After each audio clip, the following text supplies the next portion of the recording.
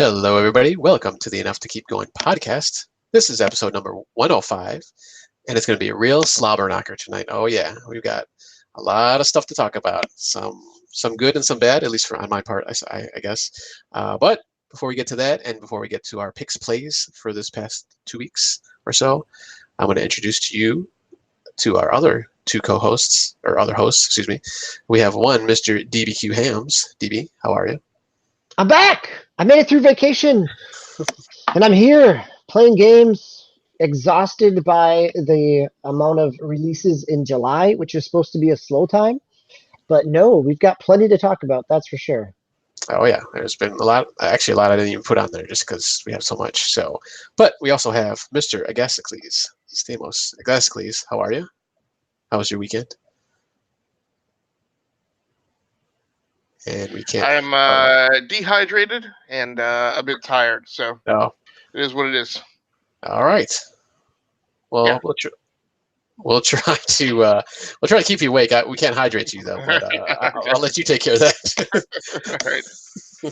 So let's start off with our usual picks plays for tonight, and this is for the last time we had picked not necessarily a game per se, but more of a platform that was being neglected over the past, I'll say, few months or so, maybe half of the year, since it's halfway through this year. I'm gonna go first.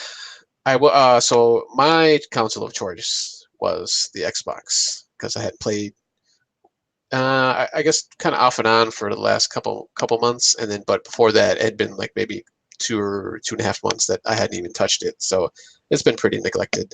And all I did play on it when I did get on there was Fortnite and a little bit of Rocket League. But I was going to go back and play a little bit of PUBG and Black Ops, but I ended up just playing a little bit more of Marvel vs. Capcom Infinite, which was pickz plays, maybe some kind of fighting game pickz plays we had a few turns ago. So I played a little bit more of that. I don't know what it is about these newer Marvel vs. Capcom games. I just can't get into them. I don't know if it's just kind of the slower pace. These are rendered in 3D. It's not the hand-drawn animation, kind of like the first two were. So 3 and then this one, Infinite, are 3D modeled. And they seem a little slower just as they move. I mean, you still do those super high jumps, and you can do the combos and all that when you're fighting, but it just seems slower to me. And I don't know, maybe it's just because I don't have the arcade stick. I'm just playing on a controller, so that might be throwing me off too. But it's all right. It's fine for what it is. The graphics in this one they look a little weird, and I think that was kind of brought up when it first came out. And it's more so not so much when you're actually fighting an in-game, when you're doing doing the gameplay. It's more like the cutscenes. They just look weird. They look off. I can't really describe it. Yeah, the models are, I think the models they got knocked at the time. The fighting game scene for this game is kind of gone and past. It never really caught on at Evo. It's not really in the top pieces here. I think your hesitation around it is mirrored out within the fighting game community around it as well, and people have gone back to Marvel vs. Capcom 3 Ultimate, which is also on Game Pass as well, I believe. Yeah, I think that one might have just came off, I believe. I think I had just heard that in a podcast, actually, because I was behind on podcasts and I was listening to it. So yeah, I think you're right. I think it did. Just here at the end of the month, it came off. And was that one more like a cell shaded? Maybe I know the graphics were a little. That one was a little more cell shaded. It wasn't as 3D. I mean, it felt more. It was 2D. It was still a 2D fighter. Okay. It wasn't pixely like the old ones, but it was more of a cell shaded 2D. I enjoyed that one quite a bit. I've played the demo of Capcom Infinite. But yes, I agree. The models all kind of seemed off in terms of their both the Capcom and the Marvel renders. Yeah, they were just kind of not quite anime enough to be their own style, but not quite cartoony enough to blend in with anything else. And so yeah, the 3 Ultimate definitely felt more tried and true with the classic kind of 2D Marvel Capcom, and it was a lot faster of a game as well. I agree that there is some sluggishness here, and whether that's the 3D modeling engine, um, or but yes, somehow this game never really hit expectations as well. Yeah, it's for me at least. It's kind of sad just because I love the first two games. I mean, I played them a lot during the arcade, and when they came to home console eventually. On oh man, I think the first one might have been on the Saturn, I believe. Yeah, it was a Saturn because I actually bought the import of that one and had to do all this funky trading out of a little cartridge thing and the disc and all this So, stuff. Problem, have you played both of the Injustice games? I played the second one. I've been playing the second one. I think earlier in the year I played that one. Okay, just play that. Don't play Marvel vs. Capcom. don't do it. Right. I mean, those are solid 3D. I mean, those are great NetherRealms fighters. Yeah, They're just a solid fighter. I mean, you and I are both. I mean, you are a comic book guy. I've been a comic book guy at times. In comics, we've learned to do certain things, right? We don't watch Marvel animated movies because there are DC animated movies. Why would you ever watch a Marvel animated movie? So don't play Marvel vs. Capcom. Just play Injustice. No, I do have to agree with that. And as far as like the story goes, it's definitely a better story in Injustice. I mean, this one's kind of goofy. I mean, they get kind of goofy, obviously, just because they're playing around, and that's fine. I don't mind that either. But yeah, I think they take the story a little bit more serious in the Injustice games. But yeah, I mean, you're right. You kind of trade back and forth with like the TV and the movies and stuff like that with Marvel and DC. But I'll probably eventually go back to that one. Maybe they'll turn it around in the next Marvel vs. Capcom if there's another one, Ultimate or something. I don't know, whatever it's gonna be. But yeah, that's pretty much all I have. Anybody have any other comments? So if the assignment was to go back to a console, how was it coming back to the Xbox? Right? I mean, any difference there? Did it feel good to be back home with that controller in your hands, or? Yeah, I mean it was fine. I mean the Xbox One controller is probably one of the better controllers that's out there. I actually kind of think the Pro controller for Nintendo or the Switch is my favorite right now. It just feels a lot better. I got it right here too. I think it's because of the handles. Maybe they're a little bit, I don't know, longer maybe or thicker. Is there something about the handles that I actually like a lot better? It fits better in my hand. And that's a personal preference, obviously, because you can have small hands, big hands, or whatever. But just for me. But going back to Xbox, like I said, I'd kind of been playing it off and on, and it was fine. I still, man, that the UI kills me because it's just so slow, and I just don't understand. I mean, even on the Xbox X, it's like, I mean, it should be faster, but it's fine. Maybe that's just me too, just being impatient. So I don't know.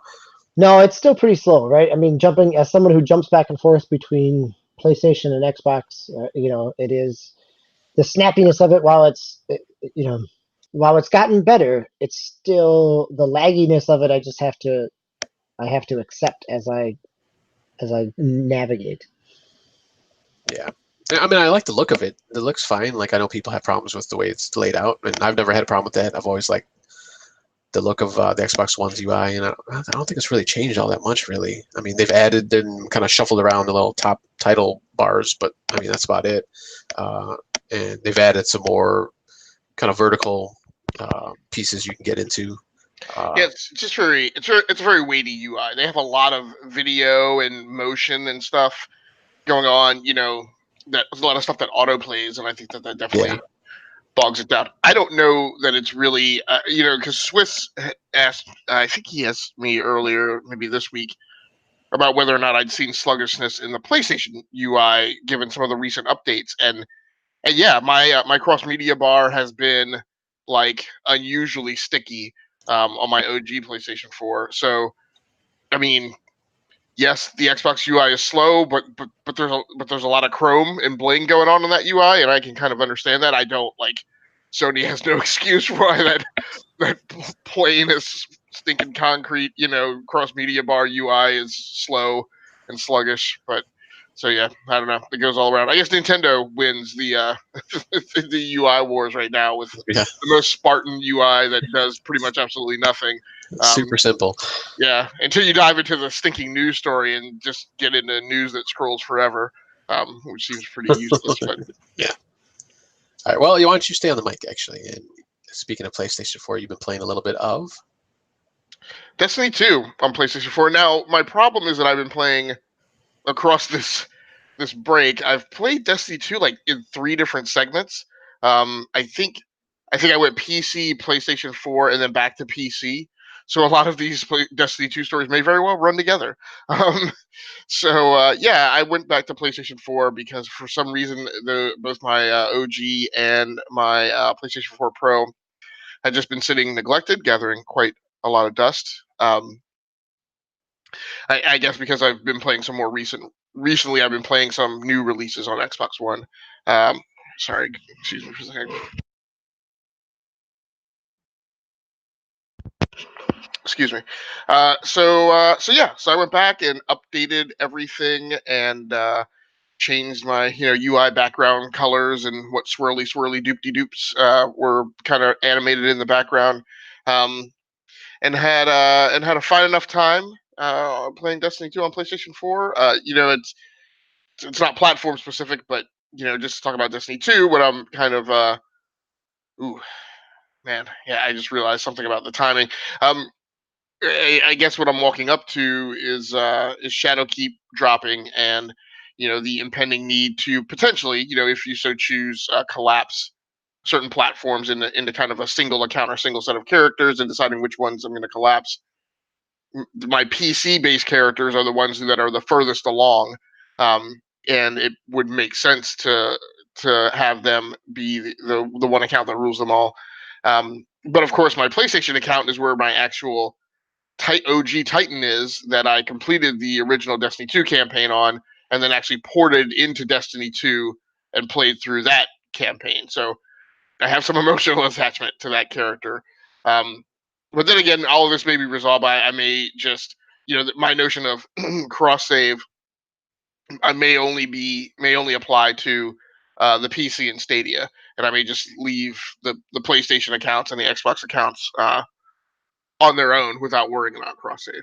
But yeah, I had a good enough time, and it's always horrible going back to the controller when you've been able to play with keyboard and mouse. I mean, I actually fight differently because I try to minimize a lot. I try to kind of level the barrel of the weapon out and just strafe left to right as much as I possibly can without having to. I try to minimize how much up and down I have to do with the weapon I like if I put a gameplay session of me on PlayStation side by side, and if I ran that video side by side on how I play on PC, they would be radically different. Um, my PlayStation play is kind of like Wrath of Khan. He thinks only in 2 dimensions. But yeah, but I had a fun enough time with it. Nice. And of course, this wouldn't be E2KG unless we had a Star Trek reference. So, do you have any comments on No, I'm right there with you, thinking about the collapsing of accounts, and I've got a character on all 3 platforms at this point. You know, my PC characters are, like you, far the furthest ahead, but my Xbox characters are the ones that I ported over and that have all my history from Destiny 1. Although between keyboard and mouse and 60 frames per second, I don't know that I'm that attached to my Xbox anymore in order for those characters. But yes, there's a little bit of that emotional attachment as well. No, they don't have the transfer of like accounts yet, right? That's this fall. Yeah, that's this fall. It'll come out the same time as Shadowkeep. And I had never thought about not transferring. I just assumed that if you were going to do it, it was an all or nothing type of thing. I didn't realize that. Never even thought about the fact that maybe I didn't have to collapse my accounts. Yeah, I believe you don't have to. My question is, I don't know what that looks like. Like, I mean, my Xbox accounts and my PlayStation accounts are obviously unaware of any notion of my Battle.net account. So there's no way for them to be consciously aware of it. I guess so I guess I would just never connect them, and give them any visibility to that account, so they would never be cross-saved or merged or whatever. But like I said, my PC account, my Stadia account, I could make them aware of each other. But yeah, the closer I get to it, especially given that I'm going to have a severe disruption here in the walk up to Shadowkeep. I'm just thinking I'm just going to leave Xbox and PlayStation 4 on their own. So what's your severe disruption? That's the part I'm curious about. I've got a chunk of time where I'm not going to be able to play Destiny 2 for a little bit. Okay. So Sure. I just wasn't sure if it was yeah. a hardware related issue or a life related thing. Yeah, So, no. nope, that's fine. All right. And before we spiral deep into Destiny 2 and what it's going to look like in the future, we've had Xbox. It's the E2KG podcast. We can't not talk about it. Well, we're going to bring something else that's always talked about in E2KG. We had Xbox, we had PlayStation 4, DB. Did you have Nintendo for us? I do have some Nintendo for you. I had been on vacation I missed the last GX show. I was out on vacation, and that meant that my sons and I decided that it was kind of a farewell tour of the 3DS. With the Switch Lite being announced, that we thought, let's give the 3DS some love, since it's been relatively neglected with the Switch, and we all brought along some of our favorites to play, or things that we knew we wanted to come back to. Both my sons refinished after started new files and finished over the course of vacation Super Mario 3D Land and New Super Mario Brothers 2. I spent my time on the 3DS playing some Fire Emblem Awakening, again because of kind of getting the ramp up to 3 houses. I was interested in going back there and started to kind of build characters and pair up characters differently than I had in my previous 2 other Fire Emblem Awakening goes. And then I played, probably the most I played was NES Remix. So in the whole spirit of Nintendo's move into mobile, NES Remix feels a lot more, I don't know, it feels a lot more natural than it did when it first came out on Wii U. The whole idea of a small little bite of a level or a subset of a level, it also feels very similar to Super Mario Run, where you really are only playing just a couple seconds of something. And so, again, NES Remix is this kind of WarioWare aspect of a bunch of old Nintendo NES games, where you're tasked with certain, complete certain things or be able to do something in a certain period of time. And it's a game that's easy to pick up. On vacation I could play a little bit of it, get a couple, beat somebody or get 2 uppercuts in on a boss in Punch Out, or drop certain tiles in Dr. Mario, and set it back down without having a whole lot of emotional investment in it. So it was easy to pick up and play, and still really fun. It's one of those where it would be a natural on Switch to bring over, even just as a download only game, but to have that on there to be able to just take with you anywhere, it's great. And again, that's the benefit of the 3DS after all these years. So is there any so for NES Remix, is it just like a bunch of levels that you could pick, or is there like some kind of flow to it, or I've never played it myself. Yeah, the way that it works is you get you have a bunch of the original games. So you have like the Super Marios, the Zeldas, the Excite Bike, Punch Out, Dr. Mario, and then you'd have get 10 coins, and you'd have in 10 seconds or something. Or you'd have little kind of sub challenges that you'd have to be able to do, and they drop you into World 4-1 on Super Mario Brothers 3, and you'd have to then figure where you're going and beat that challenge there. So it's a small little, like, they just kind of chunk out a piece of a level and drop it in. So you're never really just playing like World 4 or level 4-3. You're just playing like 3 screens of it in that time. So Yeah, that's kind of how that works there. Same thing with like, they come back and they revisit. They give you certain challenges on like Donkey Kong or Donkey Kong Jr.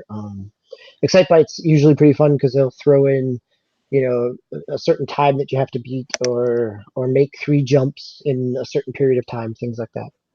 Okay, cool. Yeah, I mean, if you've ever played kind of the WarioWare aspect of something where you need to do something relatively quickly or do something specific, NES Remix kind of does that. But it ends up making you play. The fun part about somebody who's grown up playing NES games is that you have some of that muscle memory, but you're playing it in a way that you're playing it differently than you normally would if you were just trying to progress through the levels. Right. Did they make an SNES remix, or I don't think was so. that They just did. okay? They did 2 different sets on Wii U, and then the 3DS one was kind of a. They took kind of the best of both of those and put them together. Oh, okay. Maybe I was thinking of that they had the 2 different ones. So, Yeah. so I feel the need to take you guys to task a little bit. Oh yes. None of us. I mean, the whole podcasting co-host group. Although I exempt myself a little bit because there's really no expectation on me for this. Given your guys' background, nobody's playing Rare Replay.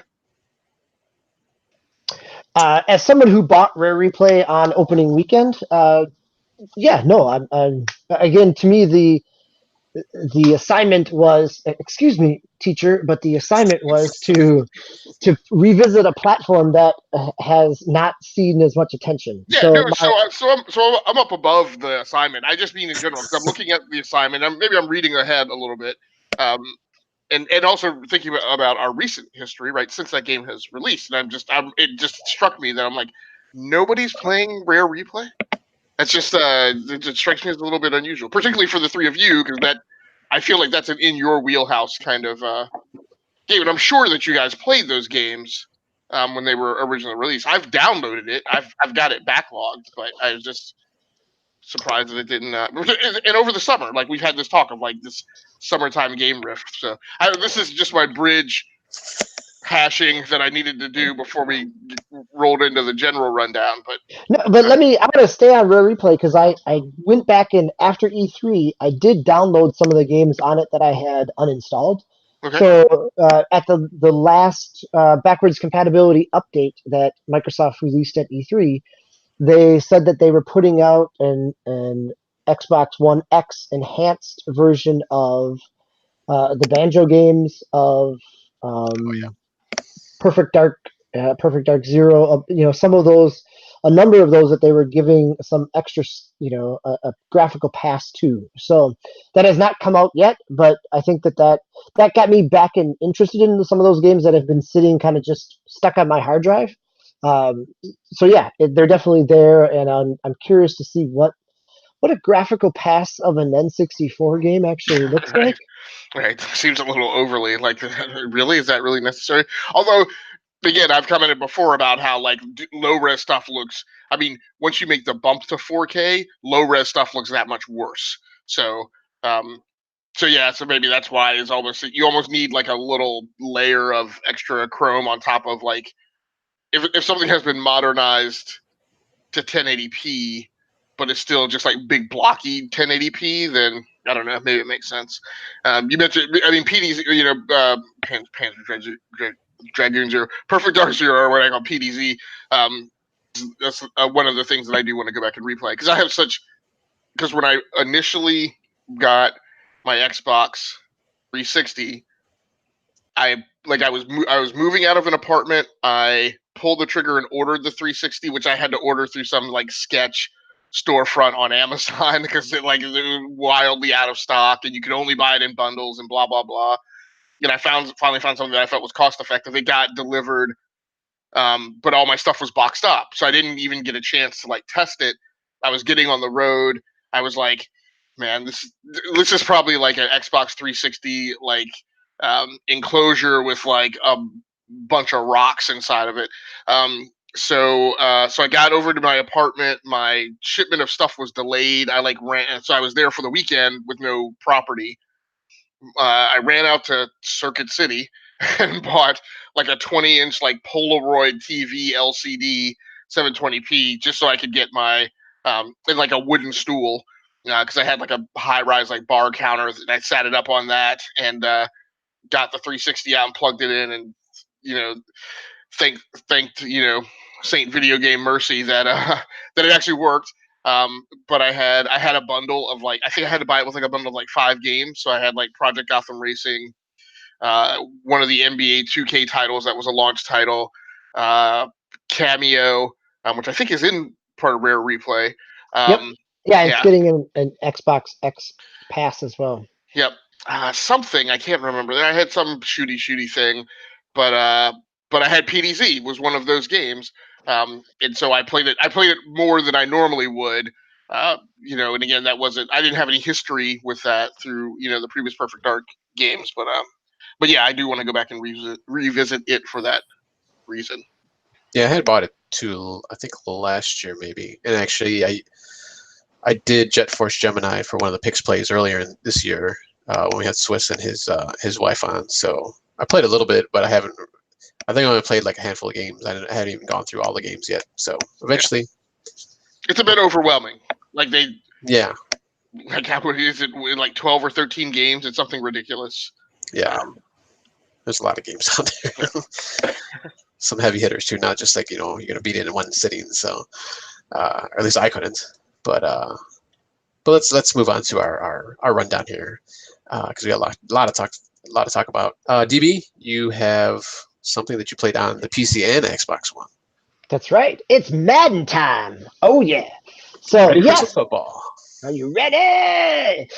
Yeah. So Madden 20 released on EA Access last week. It was supposed to release on Thursday, and it actually dropped a little bit on Wednesday night. So if you have EA Access on Xbox, and now it's also on PS4, or if you have EA Origin Access or Origin Premier, you're able to play Madden 20.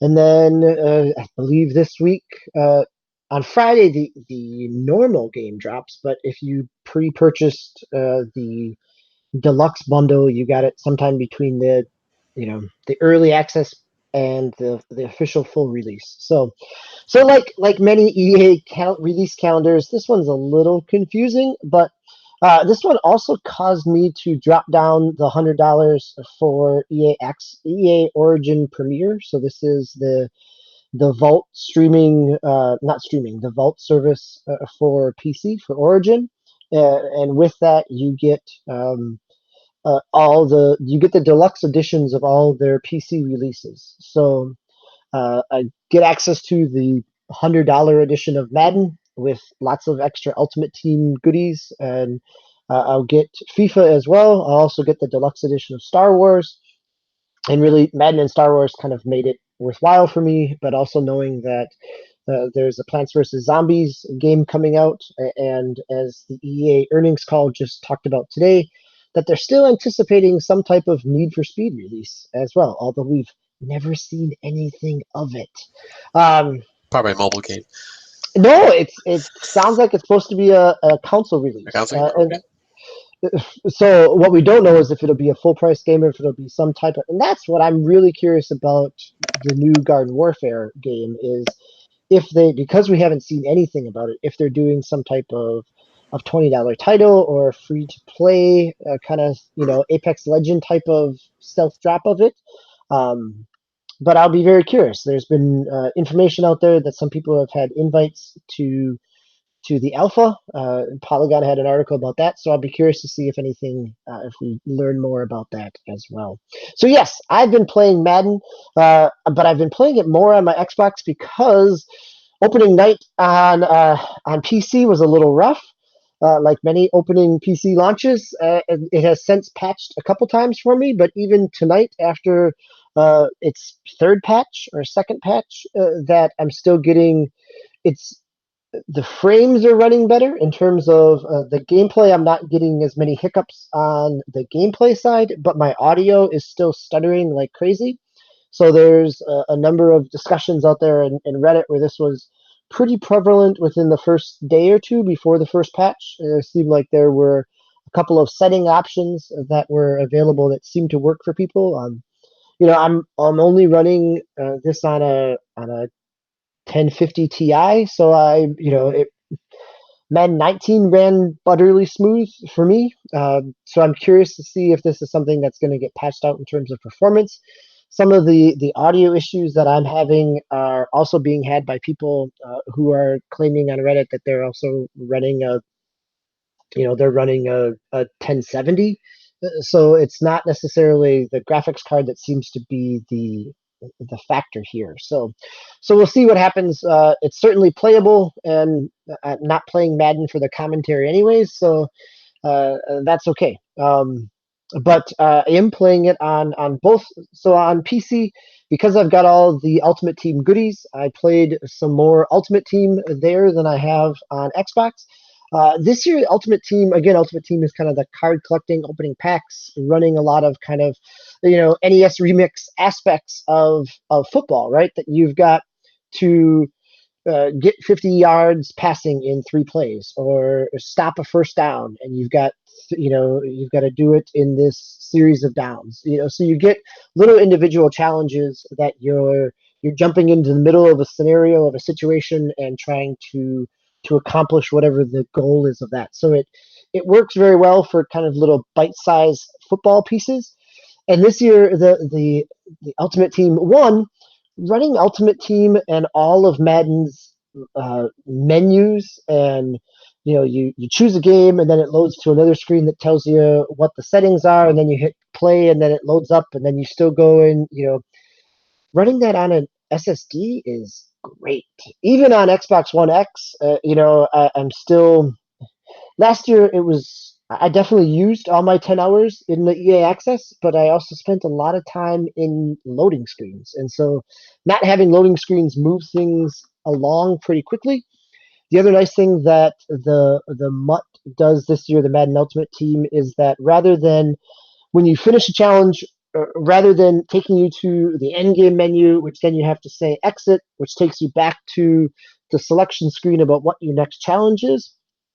When you finish a challenge, you have a menu that pops up that says, it asks you if you want to go to the next challenge, see a game summary, or go back to the main menu.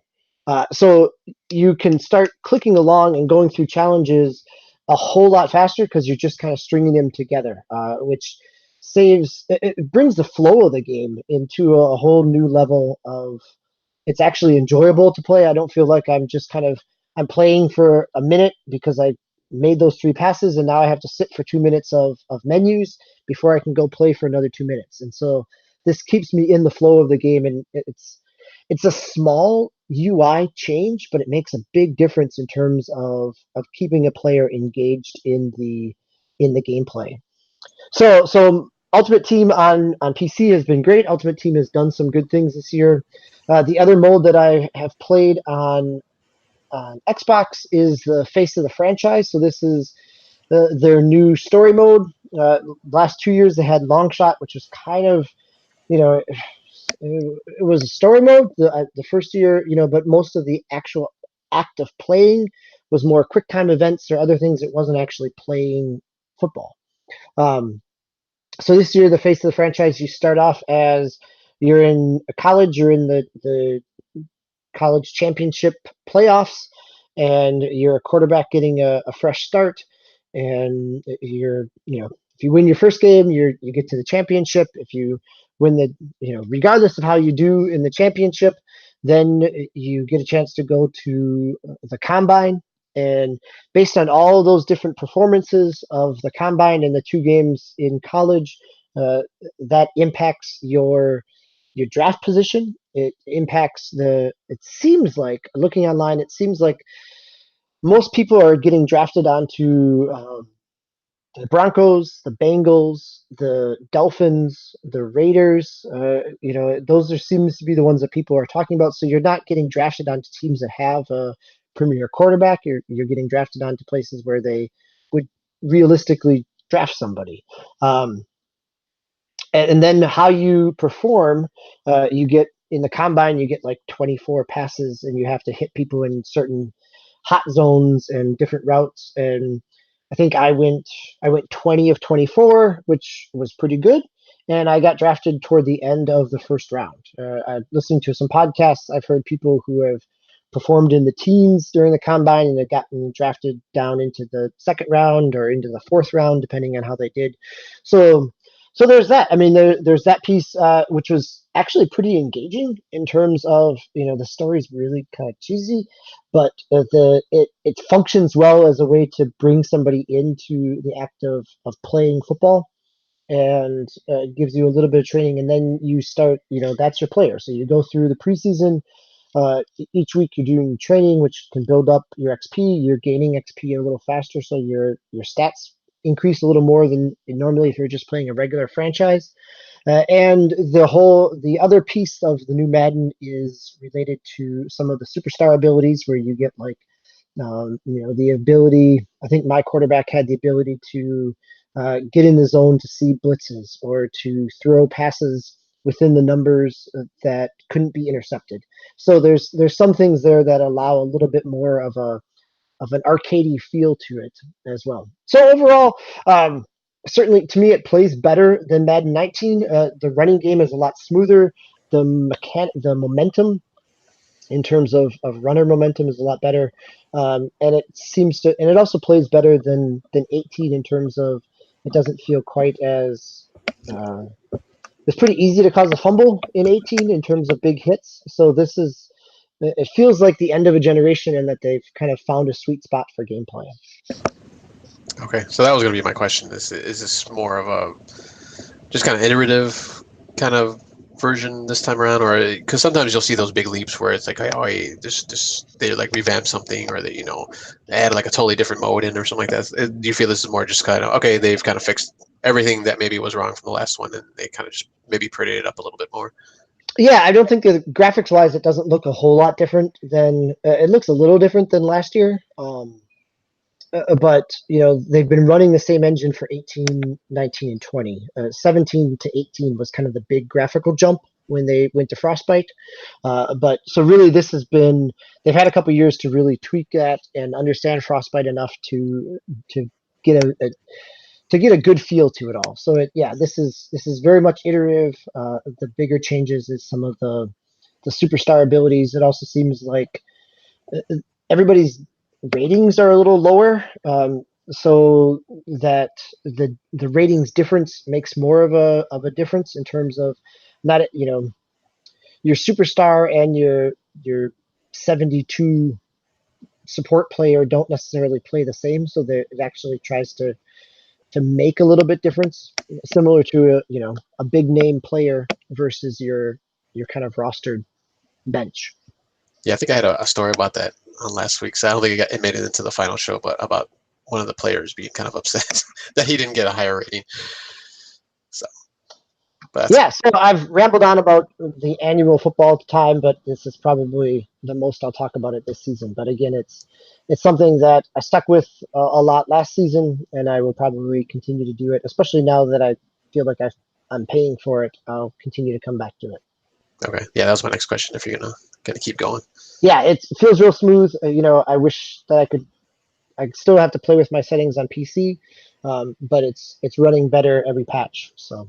Did you play the last one majority on PC? The last one I played mainly on Xbox. Oh, Xbox. Okay. All right. And then with the EA, did you buy it on one and you have it on both, or they're two separate? It's all separate. So same thing with So PlayStation, EA Access. Yeah. So yes. So this was, I had purchased. I had a couple of credits at Best Buy in terms of other things. So I used it to buy some EA Origin points. So that made the cost a little more effective as well. Okay. Cool. All right. I guess, please, do you have any questions, or if you want to jump into your PC game that you've been playing as of late? Maybe. So I've been going back and revisiting the Division 2. So it's kind of interesting that within a single like GX block that I've gone back to both of my designated grindy games for 2019 so far. But yeah, the Division 2 is great because there's always something to do. I've had people come by the live stream and talk to me about the game, and guys that I'm on stream teams with who just don't have this game to play. A lot of somebody told me I should get this game. I've been thinking about this game, but I just haven't pulled the trigger on it yet. But yeah, the things I love is that every night when I sit down to play, I know that I'm going to get something done. Just as far as progression, or if I choose to just do hash and trash stuff. And at the end of the day, it's all a combat mission. There's not like a ton of like just vapid, like, I don't know, busy work kind of stuff. It's not Red Dead Redemption 2, is the big thing I would say. So of the two grindy games, which one's grindier, Destiny 2 or The Division? Man, I want to say The Division 2. I mean, not in a bad way. It's just the inventory management model in Destiny 2 for me. Destiny 2 in The Division 2 for me is a lot more hyper specific. You get, I don't know. I mean, I forget how many slots you get total at the outset. Like, I'll say maybe like 36 or something like that. Like, it's one of those games where you're clearly allowed to hoard more gear on your own person than you could ever possibly carry. But they didn't impose like that kind of what to me is a little bit of a goofy like, oh well, but you can store stuff. Like my problem is like if in Destiny 2, like if or in Destiny 2, like if something goes into the vault, never again shall it ever be heard of. Like except for like vehicles. So the Division 2 kind of, you get so many inventory slots on your person. Like I can't imagine having stuff that I would need to store in their stash crates. But yeah, so the Division 2 to me is a little grindier because you end up spending a lot more time in the inventory management mode. Like in Destiny 2, I kind of avoid. I'm able to, if I'm live streaming, I can avoid kind of doing a lot of intense equipment and skill management and all that kind of stuff on my character person. But in the Division 2, it's you gotta like if I'm gonna swap weapons from like the 3 that I'm carrying to another 3, like I actually need to take a little bit of time. Like what's the caliber of this weapon? What different modes of fire does it have? That kind of stuff before I can just say, move it into the bottom of my weapon backlog where I don't really need it until I can get to a merchant's to sell it. But yeah. Do they have a big excuse me, a big emphasis on like I mean, obviously you have different kind of weapons like machine guns and I'm assuming pistols and all that kind of stuff. But like in Destiny 2, you had those broken down. I mean, you couldn't, they're actually broken down into each section. Is it like that in the Division also, or is it just kind of like, hey, you got weapons, just take care of it, whatever you want to do? I mean, what you have is you kind of have a presentation, like of all of the weapons in the world, right, by model type, what you're dealing with. So, yeah, I don't know. Did that answer your question? Yeah. DB, did you have any questions? You played Division 2 also, or no? Yeah, no, yes, I have on Xbox. I've played it. Yeah, I would agree that there's a lot more backpack management because it feels smaller than just throwing things in the 500 vault. But I also agree with you that in somehow, yes, there are those stats in Destiny 2, but I think it feels like, and maybe it's just because they're more realistic in the Division, but I find myself paying more attention to that as well, rather than, an auto rifle versus a pulse rifle versus a scout. And I think you do, and this is what I mean too, Prime, about it being grinder. I think you do because you kind of have to, right? Like those differences make real world differences. The challenging thing about the Division 2, as I keep saying to people, on stream, is would that it were so easy as to pick like your 3 weapons that had like your highest 3 gear score. But that doesn't always yield you a good weapon mix, right? You can wind up having a build of like, your primary weapon is a shotgun, your secondary weapon is a different kind of a shotgun, and then you have your pistol, right, which is just not a good weapon. And the Division 2 punishes you for carrying a bad loadout. Like, oh yeah, very much, right? Yeah. Yeah. So or even just your play style, where I may I know that I'm not in the division. I know that I'm not great with a single shot rifle, or a sniper. I want something with a with an automatic, but not a whole lot of kickback and travel time. In terms of kind of kickback. So so that does impact. I'm not even looking at the damage necessarily, as I'm thinking about how that gun feels and performs. Right. Yeah. All right, cool. Okay, I'm gonna go on to mine. Now, it doesn't happen often, but I think I made a mistake buying this game I'm about to talk about. Kingdom Hearts 3. Now, let me explain. Gameplay wise, it's fine. I haven't had any problems with it so far. But one of the mantras that I used to go by is I did not buy a game if I hadn't played the previous whatever, the obviously 2 in this case. And obviously there's like God knows how many other side level games and stuff. But they just throw you right into the story in this game. There's no hand holding. I think of the it's not even really the credits. Well, I should say it is the credit credit screen and kind of, I don't want to say story, but kind of as they're rolling the credits at the very beginning of the game, they're flashing back to things. I'm not sure if that's part of this game or if it's part of the last game, because I haven't really gotten too far into it yet. But I think it's the last game, because some of the characters show up that I've seen so far, and they look a little different. They could change over the game. I know some games do that. They kind of flash, like it's almost like a trailer basically at the beginning of the game. And then they, obviously you're gonna play through it, but I really have no idea what's going on story-wise in this game. They, like I said, they just kind of throw you into it. There's not even any kind of introduction. There's a tutorial kind of section where they're kind of telling you how to play. But I mean, as far as story, it's just like, hey, there's this guy. He just walks in, starts talking, just walks out like you know him. Like, well, who is this? Like, they didn't even say his name or anything. Like, I didn't even know who this guy was. So story-wise, I'm totally lost in this game. I have no idea what's going on. And I never played any of the other 2 mainline Kingdom Hearts. I think I played a little bit of a 3DS one that they released, and that was like a long time ago. And it was more of just, oh, it's cool, it's Disney stuff. I'll play that. But I'm so lost now. I should have known something was wrong. When they didn't have 1, not 2, but 3 title sequences where it says Kingdom Hearts 3. Like, I have no idea why they tell you that 3 different times. So during the credit scene, like I was describing before, that it tells you Kingdom Hearts after the credits. You go through the tutorial, Kingdom Hearts, and then there's like a little sequence when you're playing the very first level, which is the Hercules level, like right at the beginning. Kingdom Hearts 3 once again. What? Why? Why are you telling me this 3 times? Is this Metal Gear Solid? I don't even understand what's going on here. And that's another thing. Like I said, gameplay-wise, it's cool.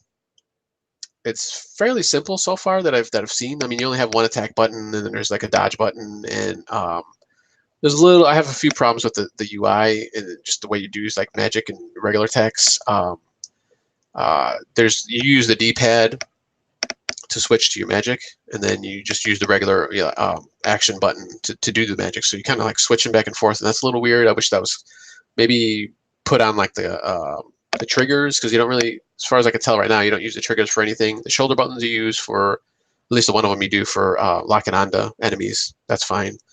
But yeah, it's just I'm actually kind of glad I bought this physical, because I can trade it back in if I wanted to. But I think I'll stick with it just because it's Disney.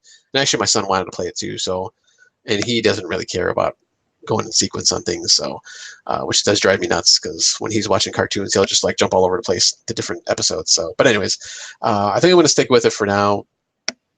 So can I ask some questions? Yeah, there's one other thought I had, and I forgot. But go ahead. I'll think of it when you go. So first off, what made you decide to buy this? Because this is a game that came out in January. It was on sale during some sales this summertime, where it's been down to $20. You picked up the deluxe edition after not playing any of the other ones. What made you decide that? So this is my question first, because this was the biggest surprise of my vacation prime, is that I had rental car problems. I had construction going through a national forest and onto a dirt road at one point in time. But the biggest surprise of my vacation is that you posted that you picked up Kingdom Hearts 3. So talk me through that Friday kind of purchase. It was basically like totally like random, like, hey, it's on sale. I was like, okay, and it was a deluxe version, so I thought it was kind of cool. Yeah, it comes with a steel case, and I think this was Walmart, so there's like some Walmart exclusive like playing cards and like a pin and stuff like that. And um, what do you call it? Like a sketchbook, like graphics and stuff like that. But I mean, it was basically just because it was on sale, and I was just like, okay, whatever, I'll pick it up. It was totally, in the moment, just I saw the sale, and I was just like, all right, cool, I'll buy it.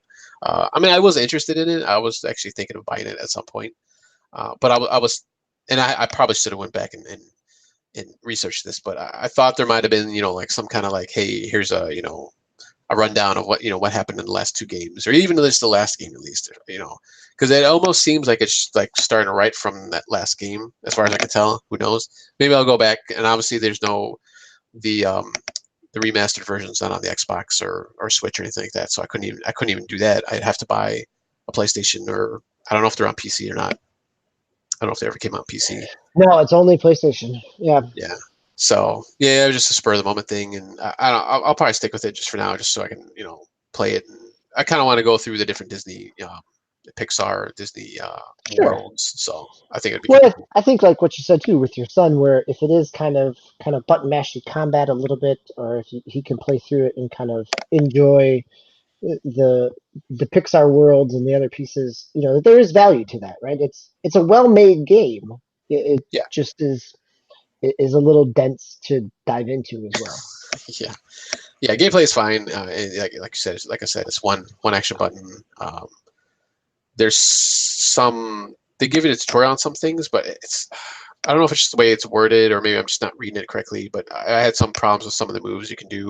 There's more environmental things you can kind of like jump off of, and supposedly do all these tricks and stuff. Oh, and this wasn't what I was thinking of, but there is one more thing that I really don't like about this game, and this actually is the gameplay, is there's no jump button, and that really, really just weirds me out. There's always been a jump button in Kingdom Hearts. There's always been some platforming in action. Really, there's not now. It's like an automatic jump where you can just jump. You automatically just jump on the ledges and stuff like that. And you can run up walls, but yeah, there's no dedicated jump button anymore. If there obviously there was one before, so. Yeah, it really throws me off, and that's just a personal preference. It's just, obviously most games have a jump button, but yeah, for now, like I said, I'll stick with it for now and see where it goes. I'll just watch my son play at some point and let him go. Oh, that was another thing I was thinking of. So as I mentioned about Metal Gear Solid before, there is a lot of cutscenes in this game. I think I've played maybe 15, 20 minutes of actually. Probably not even 20 minutes. It has to be like 10 or 15 minutes of actually gameplay. There's a lot of just talking, and that's where it throws me, because there's so much, clips and stuff. It's just they're just talking about stuff I have no, I don't know what happened. He supposedly lost his power somehow. I don't know what's going on with the main guy. So it's just like, and then I'm just waiting there, and then I picked this game for some reason to do part of my streaming that I'm starting to do now.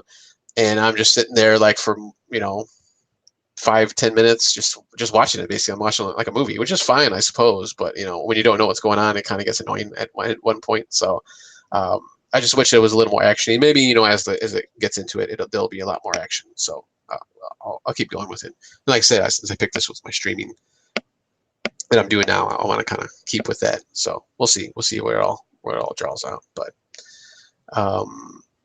any other questions? Yes, please. I'm not going to ask you any more questions, because you have the risk of this being a lengthy cross-examination and some potential accusatory statements being thrown out there.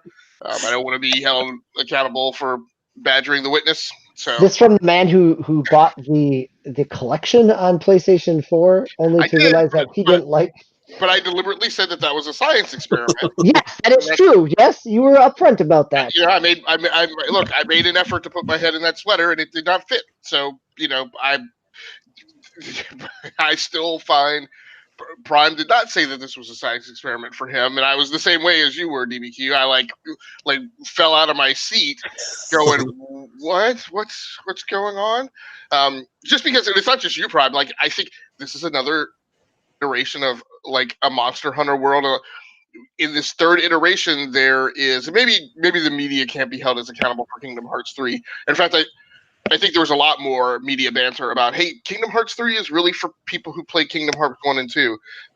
It is a special kind of crazy in understanding, and it's like, I don't get this still.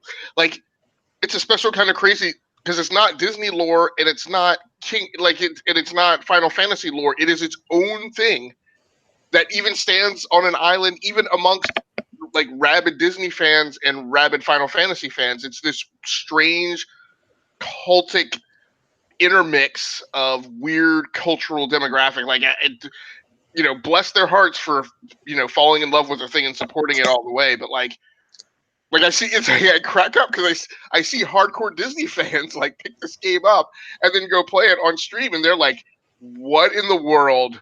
like it's same thing. Hardcore Final Fantasy fans who like get like and think that because they're coming from one of those or the other that they'll have a leg up, and like maybe they do, but at the end of the day, they're still just as thoroughly confused. If, like as you mentioned, you're not coming from a vector of having played the first two.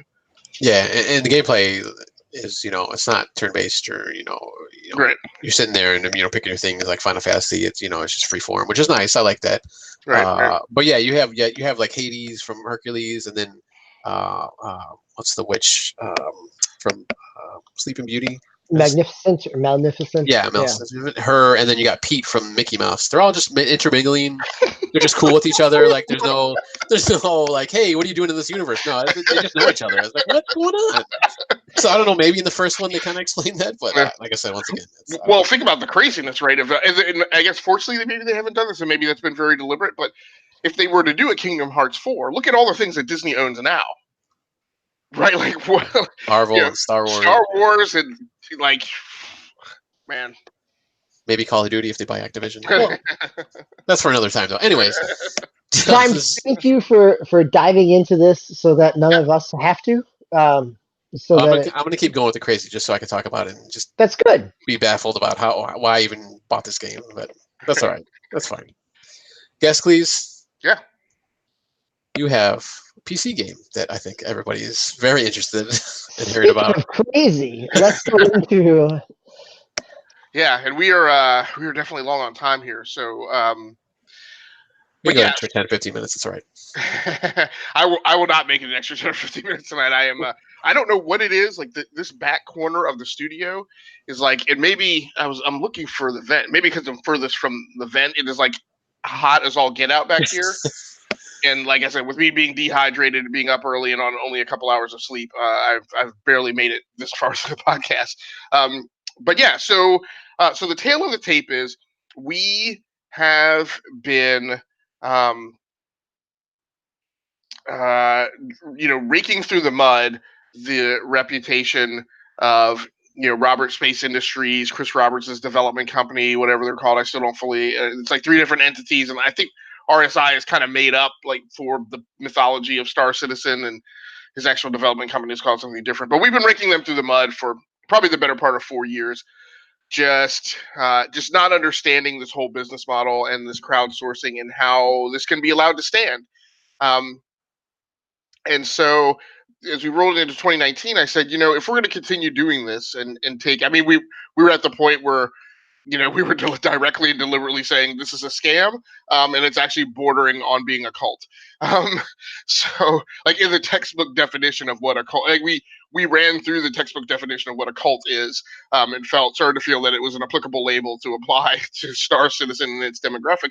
And as we rolled into 2019, I just kind of felt like, okay, I mean, the thing we do, right, what E2KG does is when we lay claim to something, we typically say, well, somebody needs to go, like, experience that, right? I mean, we're giving Prime guff, but the fact of the matter is that he's, picked up a major 2019 release that is not in his wheelhouse, that at the end of the year, when we have the superlatives discussion, right, will be part of that discussion.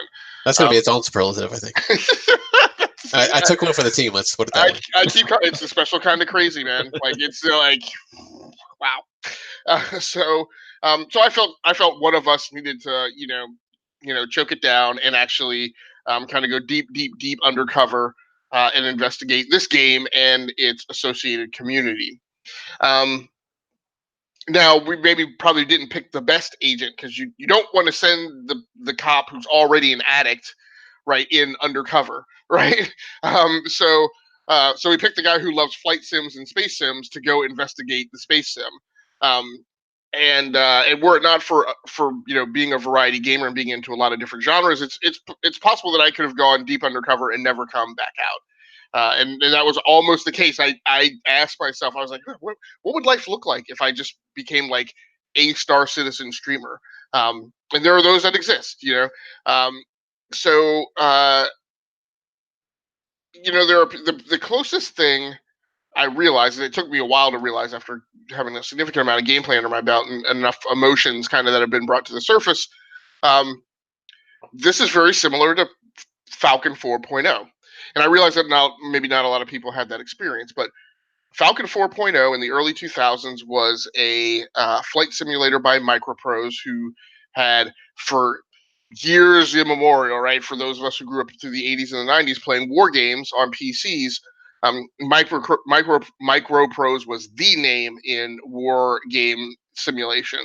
F-15 Eagle, F-19 Stealth Fighter. I sometimes get these confused because there was Red Storm Rising and there was also the Hunt for Red October. They did one of those, but they didn't do the other, or maybe they did both, but they were different games. So I think it was Red Storm Rising, which was the deep sub simulation. M1 Tank Platoon, like all A10 work, like all this stuff. This great legacy. They did Falcon 4.0, and Falcon 4.0 was kind of, I think it may have been like their big flight sim for having entered the age of 3D graphics card acceleration. Falcon 4.0 was buggy as all get out, but it had this weird golf effect where you guys have heard me talk about this before. Golf is a weird game for me where you go and you play and you're horrible at it. In a 3-hour time block, you hit one good stroke, and for some inextricable reason, you think that means you have the potential to hit great strokes on all 18 holes. Now, that may not be realistic, but it's what you think. And so Falcon 4.0 frequently would crash. And typically the scenario was you would go up for a 2-hour mission, everything would go hunky dory. You'd be on your way back to base because Falcon 4.0 missions were soup to nuts, right? You start on the tarmac with the cockpit open in the seat. You close the canopy, do all your pre-flight, you take off, you have to come out, you got to put the bird on the runway, and you would get, I don't know if it was experience points, but it became part of your dossier whether or not you had actually like completed an actual landing when coming back from a mission. But frequently it was you go, you fly the mission, everything works great, you come back, you are landing the aircraft, rubber touches the runway, the aircraft, continues forward for a few seconds, and then that's when you would get the crash. Your entire 3-hour mission is entirely derped. Now, sometimes this would happen. Sometimes it wouldn't happen all the time. You would be, morally crushed or emotionally crushed because you're like, I have to go and do that all over again. Because frequently when it crashed, it wouldn't record those results in the persistent campaign that was part of the game engine. So you would have to go fly this mission all over again. Or you would have to just ignore that you had ever completed that mission and continue on, which would suck because a lot of times that mission was you took out like a key SA, 3 or 5, 7 SAM site that you wouldn't have to worry about that the next time you flew through that area. In North Korea was where the mission was. So the point is you have these 2 hours and 58 minutes of hope and wonder, and then it gets crushed by these 2 minutes of a bug, 2 seconds of a bug. Star Citizen is very much the same way from a PC performance standpoint. You have these moments where it is literally the most wonderful thing in the world, and this thing exceeds the scope of what we would normally expect to be successful as a game. This thing, like you wake up out of a bed on a space station, you walk through the space station. That's part of the game engine is you being outside the cockpit. You walk through the space station, you interact with screens, you call up your ship, you get a report that it's standby on a landing pad. You can look up at the space station, and there's actually like you kind of have on a floor when you hit a wall, and or the hotel, and it says rooms 201 through 215 and 216 through whatever. You have indicators that tell you how to get to which landing pad your ship is on. You physically walk there. You go through an airlock. You manipulate all the controls to go through an airlock. You step out onto the surface of the space station, and you walk to a ship, and you climb up in it, and you get in the ship, and then there's the whole ship space simulation.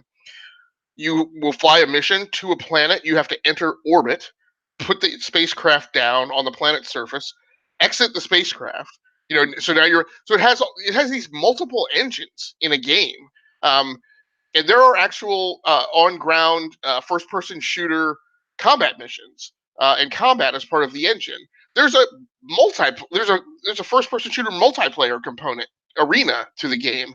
The game has like an instant action kind of space sim, shooty like arena again for the spaceships. Then it has the game. Then they're working on the story component, and you would think, again, given like 4 years in development, it's got the largest budget as far as we know of any video game that's been produced today, all done by crowdsourcing. They have ridiculous things like they have $300 capital ships for sale that people buy as DLC, and then you have that ship in your inventory and you can fly it. These ships have, but then so there's, it's so weird. God, it's so weird. There are these crazy financial models that you're like, how in the world can that exist? But then you play the game and you're like, maybe there's justification and like it is an incredible technical. There are three slices to this thing. There's an insane, crazy financial piece to it that you're like, how in the world would anybody participate in that?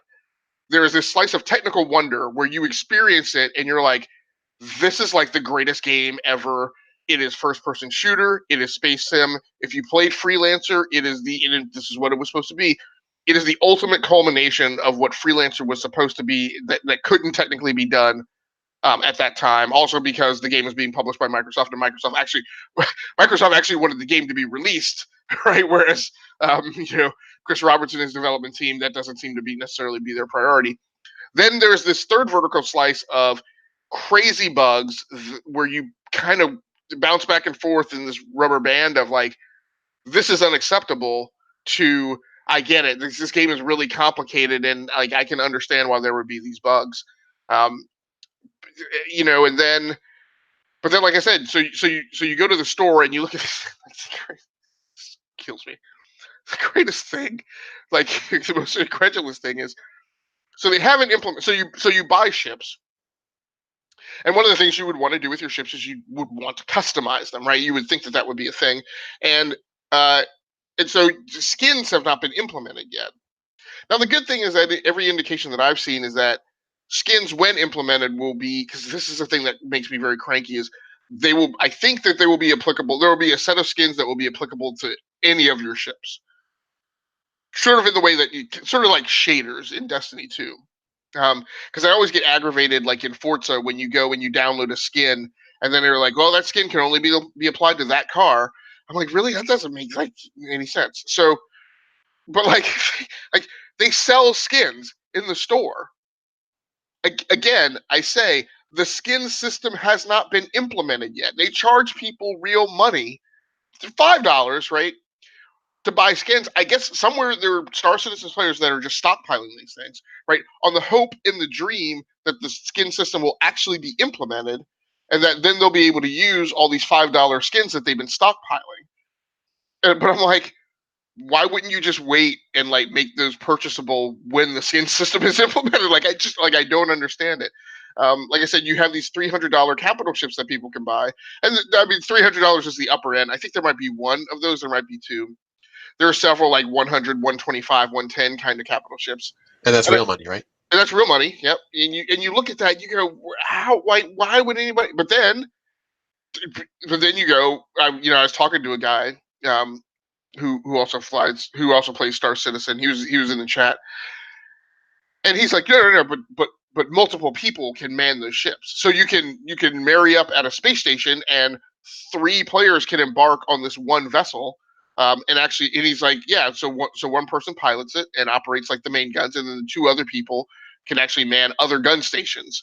And I'm like, that's pretty amazing. Like, when you think this is a ship that is moving through hundreds of millions of light years of theoretical space, going to other planets, ferrying multiple players who can all actually interface with actual systems on the ship.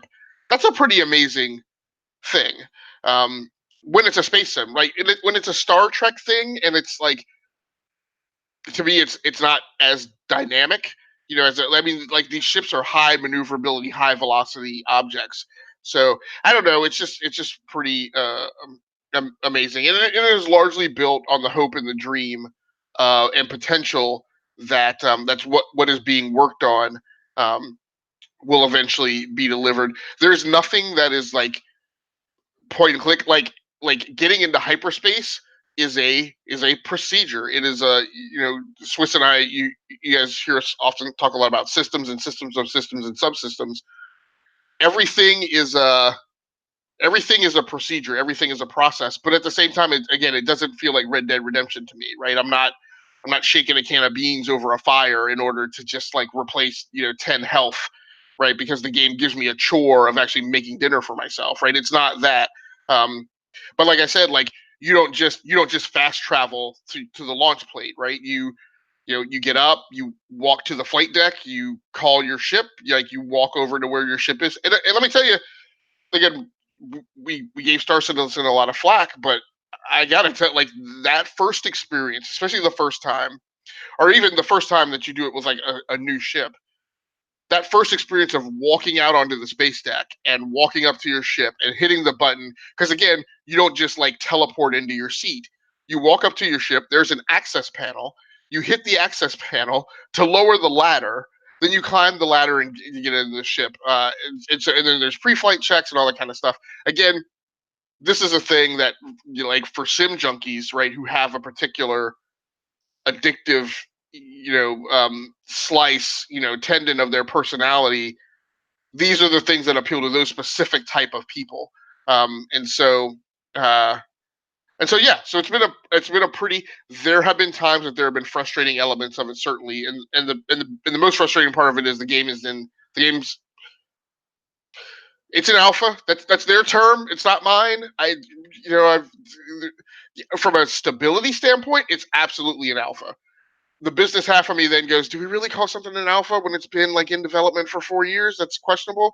But at any rate, there's things like the biggest problem is there are things that happen, and when you're trying to like, there's enough sophistication in the game that there's a good chance that when you can't get into hyperspace, it's because you were doing something procedurally incorrect, right? But sometimes it's a bug. And so sometimes, particularly when you're a new player and you're like, am I doing this wrong, or this is a bug? So a lot of times you can wind up banging your head against something, and then find out that it's, there's a bug, and like, no matter how 59 different ways you do it, it's not going to work. So did I mention that you spacewalk in this game? So there are missions that are like recover stolen goods missions, and like the first time I showed up and like found the stolen good, I was like, Freelancer just had tractor beams. Like, and so a lot of the missions are exactly the same kind of flavor or packaging as they were in Freelancer. Freelancer's the same thing, had the recover stolen goods mission. Blah blah blah, and his gang were last seen in the vicinity of blah blah blah. Fly out there, engage them, destroy them, recover the stolen goods, and return them to X, right? But again, Freelancer had, like, once you destroyed the ship, right, you just hit like the B button, and like it would tractor beam in any space debris or junk in your vicinity if you held it. This game, like you go out and you like destroy them or whatever, you actually pop the canopy in space, like you bring the ship to a stop, pop the canopy. There's a thing called EVA, extravehicular activities, which equals spacewalk. That's a bit of a thing. Like, it has its own jargon, and it has deep layers of jargon where if you Google for something a certain way, you won't find it. But and often, like with the spacewalk, like I Googled a thing didn't find something, thought I saw a hint or a clue about it, Googled that. That gave me a definition. Then I Googled like so you wouldn't find like how do you spacewalk, right? You find stuff about EVA, and I'm like, well, what the flock is EVA? Because it's in the control menu, and I'm like, I have no idea what this is. Then you find out EVA is, oh, it's extravehicular activity. Then you can figure out what the heck it is you need to do. But at any rate, you have to spacewalk to then exit your ship. You have a little jetpack. Let me tell you, it's a space sim and it's a game. Very uncomfortable stepping out into the black from a spaceship with a little jetpack and like, how do I know I'm not going to get in the gravitational pull of this asteroid and like not be able to get back to the ship? So, and again, you're doing this for the first time. There's nobody there to tell you, hey, this is how you spacewalk. I could have entered chat, but I didn't. So you go out, you get the goods, you return them to your ship. It's a pretty cool thing. I've spacewalked twice now, and again, DBQ and I often talk about how do you build this fiction in your head and kind of flesh out the world from these engines that are given to us, and that's a thing that's in my head. I'm a pilot of a certain degree of experience. I have 2 spacewalks under my belt, right? That's a language that's written into my head. So, so yeah, the game is fun to play. It's extremely fun, again, for a gamer like me who it's a specific thing for. There's a weird, funky financial craziness model that's going on. Parts of it to me are not entirely insane. If I take that this is a space sim erector set in a market where there aren't these types of games being made, it gives me a different thing. I don't know that I'm ever going to buy a $300 capital ship, but I did buy like I think a $55 ship that just gave me some, and so I bought like a light freighter that gave me some additional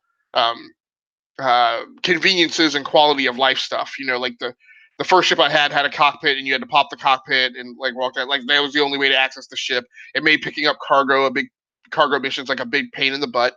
So after getting some hours under my belt, I bought a light freighter, and that light freighter has a cargo bay and ramp that you can lower from the rear of the ship. You can walk up into the ramp, put cargo in there.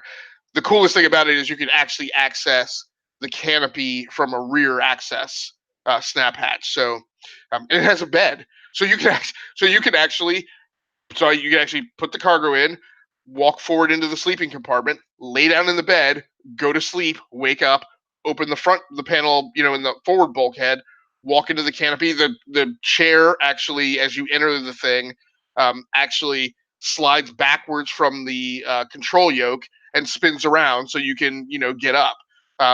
So there are little touches like that I'm like, this is like living like in Star Wars, or like living in, if the game actually feels kind of more like Firefly to me, but yeah, so that's Star Citizen. It's got some pretty amazing hooks in it. You can choose to play in those financial models. It's questionable should those financial models exist or not. You could give people the label of being insane who, have paid into it, but again, it's a game that is predominantly built on hope and the potential promise of something being delivered. So is everything in game then? It's only real money, or can you buy stuff with like what if there's some kind of in-game currency? I don't know if there's in-game currency. I don't know if you mentioned that. There's absolutely in-game currency. Again, Okay. It's very similar to Freelancer. There's you get charged a certain amount. So when you buy a ship, part of the cost of the ship with real money is insurance, and so whenever a ship's destroyed, you can always just go, when you next go to the space station, and you can always go to the flight deck and order a replacement for that ship, pretty much in perpetuity. You can accelerate the delivery time on that ship, and that will cost you more money the bigger the ship is. Now, the reality is, for me, is the only reason I paid that with in-game currency was because I was live streaming it, and I didn't want people sitting there waiting. If I was off stream, it's a 5-minute delay before the ship gets returned. I'd go grab a cup of coffee, sit there, read the phone on my web or something, right? But so you could choose not to do that, is my point. But yeah, there is in-game currency. What I haven't figured out yet is where you go to spend that. There's a few different, shops on the space station. It's not Blade Runner, right? It's like there aren't huge signs to me like flashing in neon saying, weapons here, or it's a little more buried to figure that stuff out. But I think you can buy ships with in-game currency if you earn enough. So yeah, I think these real money things are just ways for you to get access to that content without having to run like 10, freighter runs out to some freaking distant star system, right, to get up enough in-game currency to go, play with a new ship. I have a lot of questions, but for the sake of time, I know it's getting late. We went way over. TV, do you have anything like real quick that you wanted to ask? No, I'm actually enthralled by listening to everything about it in terms of all the mechanics and the pieces of it, and you really do lay out how you could how I could see how somebody could lose themselves in this experience. Yeah, it's definitely a game of scope that there are some people who only play Fallout, like literally only play that game, right? I've been talking to a guy who's like, well, if you get like all the mods, this is 400 hours of content. There are some people who play Star Citizen like WoW or like EverQuest, and it's reasonable. I mean, that's another thing you can think of with the associated cost, even though it cracks me up. They have subscriptions. So but there are things you can subscribe to where you get like a certain amount of like in-game currency every month or something. And I'm like, the game's in alpha. Why are you subscribed? Like, how do you subscribe to that? But at any rate, for the people who aren't subscribers and subscribers, like, again, it's a deep model that like you're not even aware of, I think, as a surface gamer. If you think about that, if you think about the fact that it is a WoW type experience with a persistent universe with constant upgrades and new content and stuff being delivered, but you're not paying a monthly fee on it, then like the thought of, okay, well, $65 to access, what would this be if I were paying $10 a month? That'd be $120 in a year. So, and $120 of content in Star Citizen is definitely enough for you to have an amazingly robust, game experience. So I don't know, some of that stuff could balance out. All right, I'm gonna stop it there so we can keep going. For now, we'll get back to this one day. Maybe we'll do a Star Citizen podcast. Can I ask one question before we leave this? So now that you've pulled yourself back out of this undercover mission, are you feeling the itch to go back in? Oh yeah. Yeah. He's been hooked. I readily admit that may not be healthy, right? But it's we talk about games. We're at the end of the day, we're all variety gamers, right? I would say, and I only say this, Prime, because you've admitted it. You have elements of your personality that can drive you kind of into not being as much of a variety gamer, and that's actually one of the reasons why you asked that we continue to do the pickz stuff. There are small things that come across my windshield from time to time that make me go, this is a thing that could make me get out of this model of like playing two new releases every month and blah, blah, blah. If I were a WoW type of personality, yes, I would absolutely. The guys who are playing EVE Online, like, I would play Star Citizen. So yeah, it's definitely the time. I mean, it gets easier the further I get away from it. But like the weekend that I was playing it, and I was playing like 3 or 4 hour sessions. I didn't want to stop. Like and it was kind of the same way with Falcon 4.0, right? I'm a big lover of flight sims. Falcon 4.0 was beautiful, elegant. It was buggy, and those bugs are the only thing that kind of kept me from dumping. Frequently I would spend 4 hours on a Saturday afternoon playing Falcon 4.0, and then I would eventually stop because I would hit some cataclysmic bug that would wipe out all my progress. But yeah, I would. I definitely have the itch to get back. Yeah. Cool. Well, in some ways that's the most positive thing that I've heard about Star Citizen, because reading, the stories that come up are about the economic models of it all, and so hearing the experience of someone actually playing it is a really powerful testimonial, even if there are still questions around it. So, yeah. Yeah, it seems like a really cool game, but yeah, that's wow.